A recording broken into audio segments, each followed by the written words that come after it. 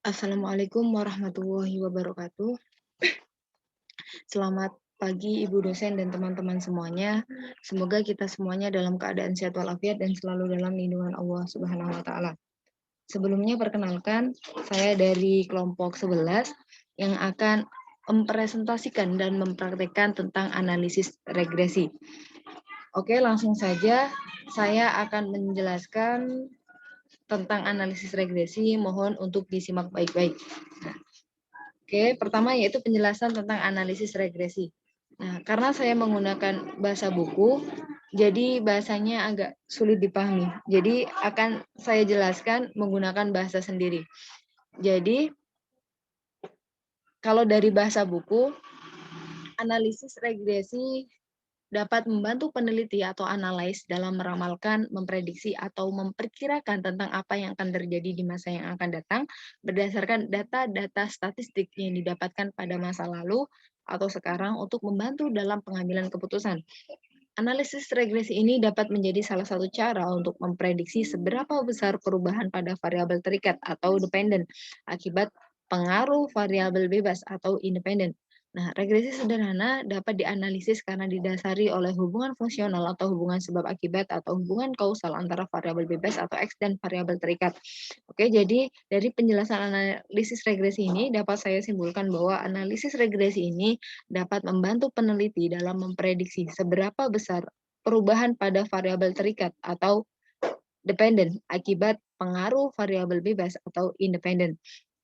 Nah, terkait variabel terikat atau dependen ini saya umpamakan dengan prestasi. Sedangkan variabel bebas atau independen ini saya umpamakan dengan ekstrakurikuler. Jadi, seberapa besar perubahan pada prestasi siswa akibat pengaruh ekstrakurikuler. Nah, jadi ini dapat membantu peneliti untuk memprediksi seberapa besar perubahan pada prestasi siswa akibat pengaruh dari kegiatan ekstrakurikuler. Nah, selanjutnya saya ternyata analisis regresi dan korelasi yang sudah dijelaskan oleh pemakalah sebelumnya atau oleh Mbak Amina itu memiliki hubungan dan perbedaan. Pertama, hubungan antara analisis korelasi dengan regresi bahwa antara analisis korelasi dengan regresi memiliki hubungan yang kuat sebab setiap melakukan analisis regresi secara otomatis pasti melakukan analisis korelasi. Nah, di sini sudah jelas bahwa setiap melakukan analisis regresi itu secara otomatis pasti melakukan analisis korelasi. Tapi tidak berlaku sebaliknya, yaitu setiap analisis korelasi itu belum tentu diteruskan atau dilanjutkan dengan analisis regresi. Nah, analisis korelasi yang tidak dilanjutkan dengan analisis regresi tersebut adalah analisis korelasi yang kedua variabelnya tidak memiliki hubungan sebab akibat atau fungsional. Oke, selanjutnya yaitu perbedaan analisis korelasi dengan regresi. Perbedaan mendasar antara korelasi dan regresi adalah pada analisis korelasi digunakan untuk mencari arah dan kuatnya hubungan antara dua variabel atau lebih. Sedangkan analisis regresi ini digunakan untuk memprediksi seberapa jauh perubahan nilai variabel dependen atau Y jika nilai variabel independen atau X dimanipulasi atau diubah atau dinaik turunkan. Nah, selanjutnya yaitu bahwa analisis regresi ini dibagi menjadi dua, ada analisis regresi sederhana dan analisis regresi ganda. Analisis regresi sederhana atau analisis regresi linear sederhana ini menunjukkan hubungan dua variabel, yaitu satu variabel bebas dan satu variabel terikat. Nah, ini menunjukkan dua hubungan.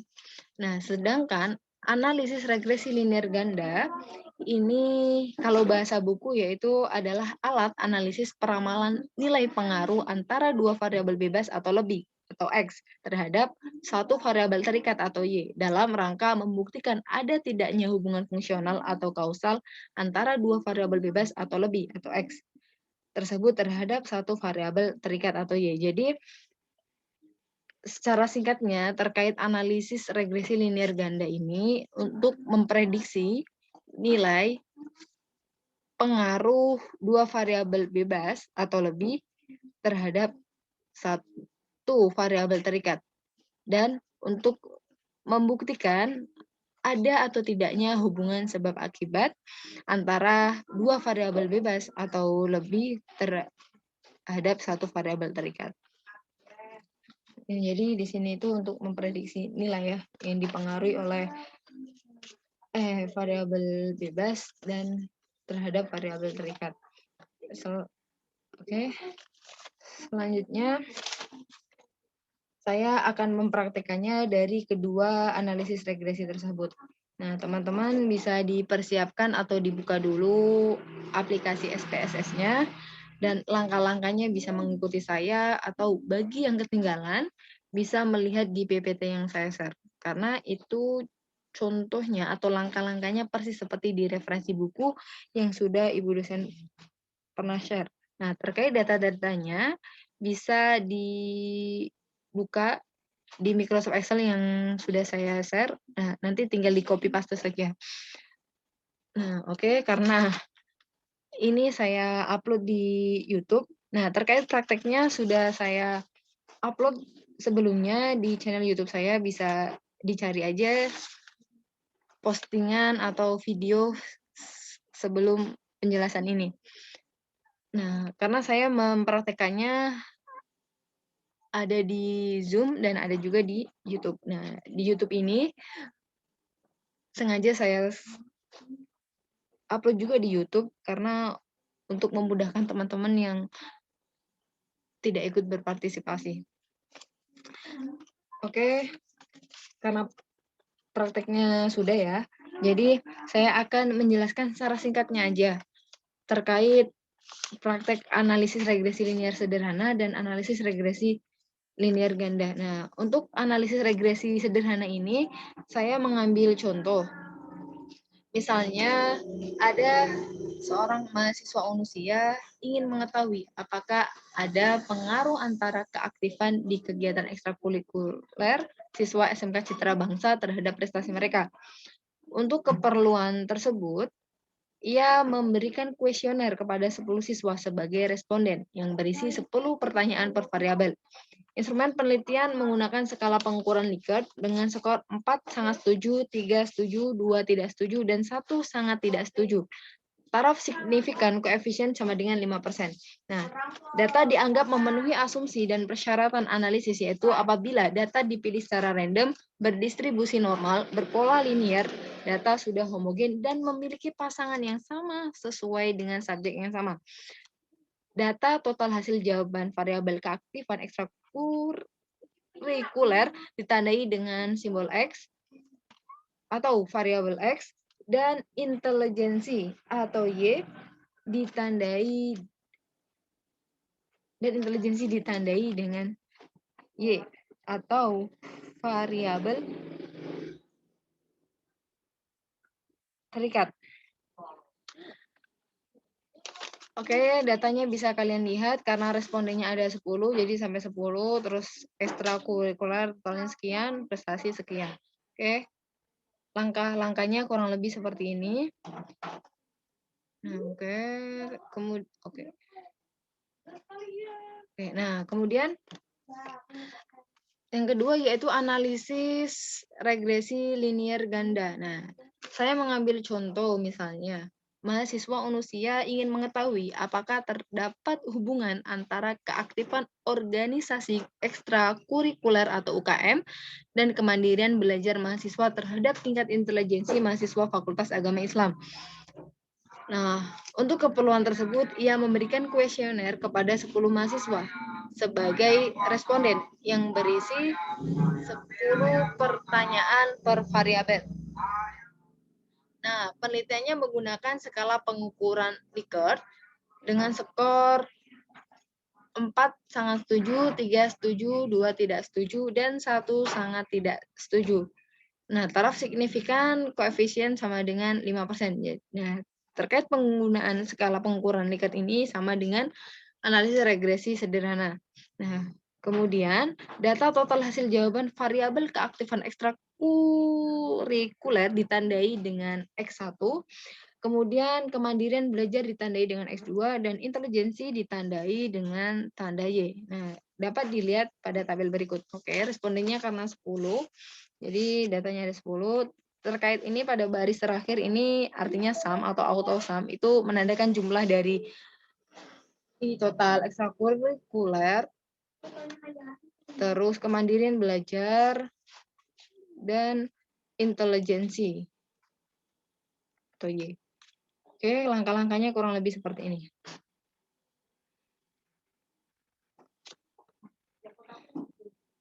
Oke, sip. Oke. Mudah bukan? Jadi kesimpulannya itu bahwa tidak ada mata kuliah yang sulit kalau kalian itu mau bersungguh-sungguh untuk mempelajarinya. Sedangkan terkait kesimpulannya dari hasil yang sudah saya praktekkan, bahwa analisis regresi sederhana itu dari segi hubungan atau korelasi antara prestasi belajar siswa dengan keaktifan kegiatan ekstrakurikuler sangat positif atau sangat searah. Jadi semakin tinggi prestasi belajar siswa, maka semakin aktif dalam kegiatan ekstrakurikuler. Nah, begitu juga sebaliknya. Semakin aktif dalam kegiatan ekstrakurikuler, maka semakin tinggi prestasi belajar siswa. Jadi memiliki hubungan yang sangat kuat. Nah, sedangkan dari segi koefisien, yaitu jika seorang siswa tidak aktif ekstrakurikuler, maka X sama dengan 0 atau prestasinya itu 0. Maka diperkirakan tingkat prestasinya itu sebesar 12,6. Sedangkan jika tingkat keaktifan ekstrakurikuler atau Y bertambah 1 poin, maka X sama dengan 5 atau prestasinya sama dengan 5. Maka tingkat prestasi akan naik sebesar 12,6 ditambah 0,86 dikali 5 sama dengan 16,9. Nah, dari hasil outputnya juga tadi ada yang namanya scatter plot. Nah, hasil dari scatter plot ini dapat membantu kita untuk mengetahui penyebaran data dan membantu untuk memprediksi nilai regresi antara prestasi belajar dengan keaktifan kegiatan ekstrakurikuler. Nah, sedangkan kesimpulan dari analisis regresi ganda dari segi koefisiennya yaitu jika seseorang siswa tidak aktif di ekstrakurikuler dan tidak belajar mandiri atau ditandai dengan X1 dan X2 itu sama dengan 0. Maka diperkirakan tingkat intelijensinya sebesar 9,072. Sedangkan jika tingkat keaktifan ekstrakurikuler dan kemandirian belajar bertambah 1 poin, atau ditandai dengan X1 dan X2 sama dengan 5, maka tingkat intelijensinya itu menjadi Y sama dengan 0,72 ditambah kemandirian keaktifan ekstrakurikuler atau 0,457 dikali 5 ditambah 0,493 dikali kemandirian belajar atau dikali 5, maka sama dengan 13,912. Oke.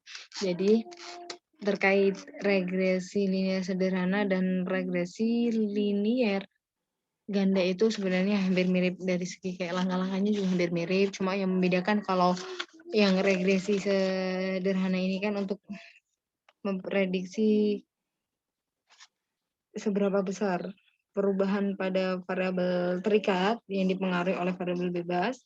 Sedangkan yang regresi ganda ini itu untuk memprediksi nilai pengaruh antara dua variabel bebas atau lebih terhadap satu variabel terikat. Dan ada atau tidaknya hubungan sebab akibat. Jadi hampir mirip-mirip. Oke, itu tadi yang bisa saya jelaskan. Kurang lebihnya saya mohon maaf. Akhirul kalam, mohon maaf. Assalamualaikum warahmatullahi wabarakatuh.